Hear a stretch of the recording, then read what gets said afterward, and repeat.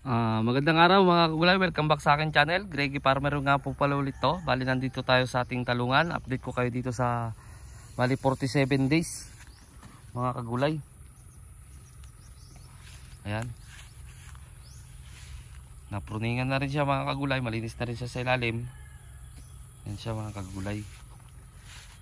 Ayan, 47 days na siya ngayon. Kasi 22 siya nung tinanim. Yan siya mga kagulay, may mga bunga na siya mga kagulay. Yan, mga bunga niya. Yan. No, may mga nakikita kong ano mga kagulay, mga shoot borer at saka fruit borer mga kagulay. Kaya ang ginagawa ko tuwing umaga nagtatanggal na ako mga kagulay. Kasi nga kumbaga yun dapat ang gagawin mga kagulay, hindi aasa tayo sa spray. Mandali sa spray mga kagulay, kaso lang kapag nakapasok na kasi mga kagulay ay mahirap ng puksain mga kagulay. Kaya ang pinaka-the best na pangalan na ito, pinaka-the best na gagawin natin mga kagulay kapag nakapasok na ay tanggalin natin.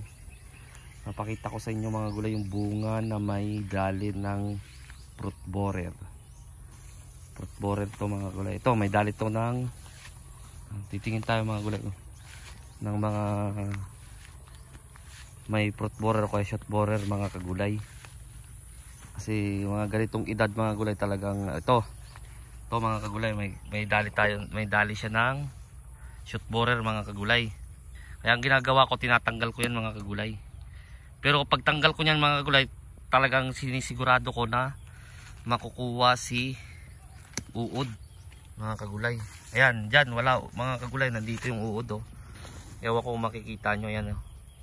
Kukunin ko lang mga kagulay. Kasi nakaano na siya. Nandun na siya sa ilalim mismo mga kagulay. Saglit lang mga kagulay kukunin ko lang. Uy, nalaglag. Ayan mga kagulay oh. Nalaglag na siya. Yan. Yan, nakikita nyo mga kagulay. Yan, doon ko siya tinanggal mga kagulay.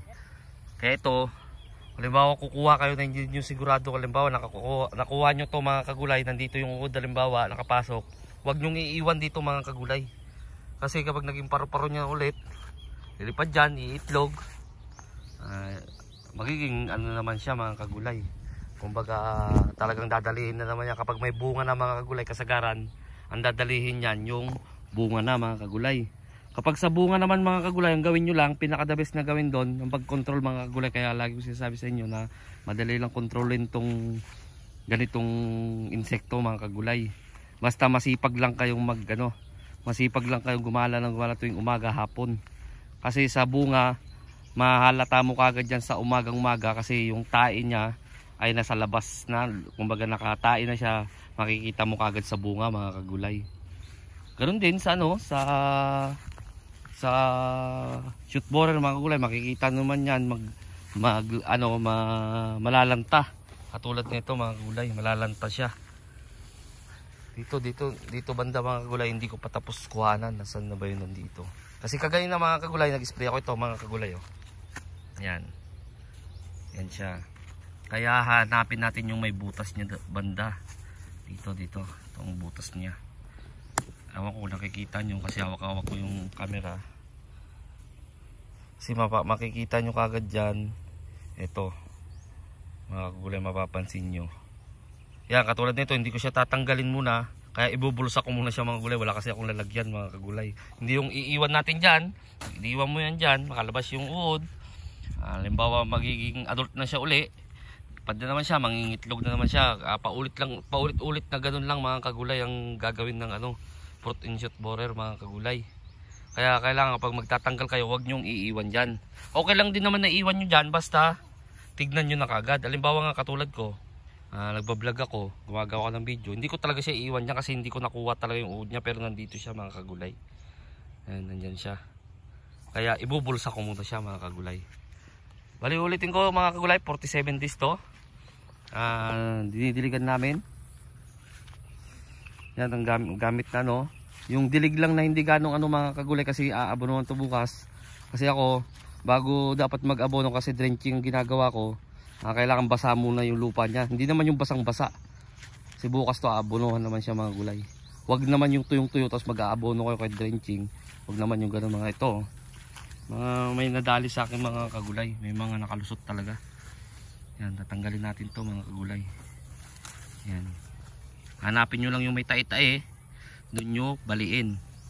Yan. Binali ko siya dito mga kagulay. Ewan ko kung nakikita. Yan. Kukunin ko yung uod. Ayan yung uod niya mga kagulay.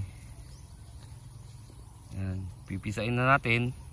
Yan. Pwede ko na ngayon iwan to. Kasi nakuha ko na talaga yung pinaka-uod niya mga kagulay. Pwede ko na iwan dyan. Pero kung mas maganda kung hindi nyo talaga iiwan mga kagulay. Yan. Yan siya. Kasi dito banda mga kagulay hindi ko pa nakuha. Di natin talaga naiwasan na ano. Pero yung mga kagulay sa Biyernes may ma-harvest na tayo dito mga kagulay. Ayan. Yan siya. Yan. Baka may mag-comment. Akala ko ba epektibo yung ano, yung Optimax mo boss? Bakit may ganyan? Siyempre hindi pa rin natin may iwasan yan.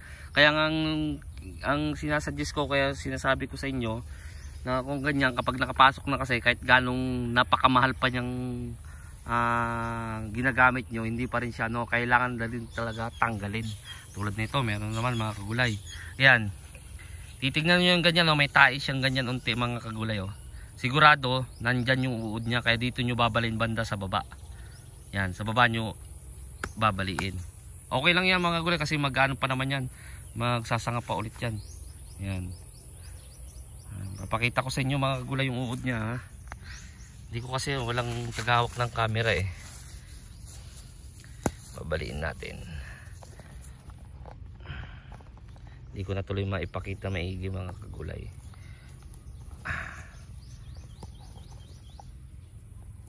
Ayan yung uod niya mga kagulay. Baka makawala. Ayan, maliit lang siya mga kagulay pero napakapaminsala niya mga kagulay. Ayan oh. Ayan, makikita ba sa camera? Ayan yung uod niya. Ayan. Kaya talaga tuwing umaga ay gagalain nyo. Kung makikita ko yung may ano na, tanggalin nyo ng mga kagulay. Yan, bubulos ako rin kahit nakita ko na yung ito pa yung fruit borer. Ang gulay meron nakapasok ko. Ayan o. Yan. Tatanggalin na natin ngayon to. Tapos hanapin natin yung uod nya. Pero ang ginagawa ko kapag ako naman nagano mga kagulay, tinatanggal ko na lahat. Tapos nilalagay ko sa sako o kaya sa timba. Doon ko na lang sa bahay na ano, hindi na dito mga kagulay kasi kapag ganito matatagalan. Yan, hanapin natin yung uod. Yan. Yan yung uod niya, yung mga kagulay yan oh. Kita nyo mga kagulay, yan yung uod oh. Yan tinatawag na fruit borer mga kagulay kapag nasa bunga, kaya fruit borer. Pag nasa shoot borer ang tawag mga kagulay. Yan. Yan tinatanggal yun. May mga harvest na tayo sa Biyernes. Yan. Makikita nyo naglalaylayan na sila mga kagulay. Sunod-sunod na rin. Ayan, oh. Sunod-sunod na yung mga bunga niya mga kagulay. Ayan.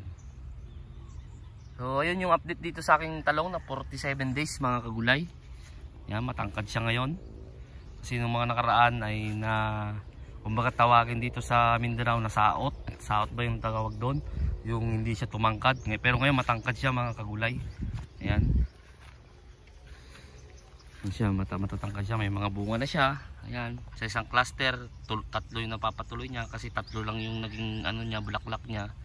Ayan siya mga kagulay. Ayan. So hanggang dito na lang ako mga kagulay. Kumbaga in-update ko lang kayo dito sa ano, sa talungan ko kung ano yung nagaganap ngayon dito. Yun nga na bali bukas ay mag abono kami sa pagtatanong sa mga kuan na sa tungkol sa drip. Hindi pa nga na ano kasi yung ano, yung hindi pa namin nakakabit lahat, pero may nakabitan na doon mga kagulay, pero lahat hindi pa lahat mga kagulay. Tusat sa nakabitan na doon, dito hindi pa mga kagulay kasi inaayos pa yung deep well na pinapagawa namin mga kagulay. Kailangan maayos na rin yung para pag ano namin dito ay dire-diretso na siya mga kagulay. So hanggang dito na lang ako mga kagulay. Sa bago pa lang sa munting channel ko, huwag niyo kalimutang mag-subscribe at i-click nyo na rin po yung notification bell para update nyo lagi sa gagawin kong video tungkol sa pagtatanim ko ng talong. Maraming salamat po ulit sa inyo. God bless po sa ating lahat.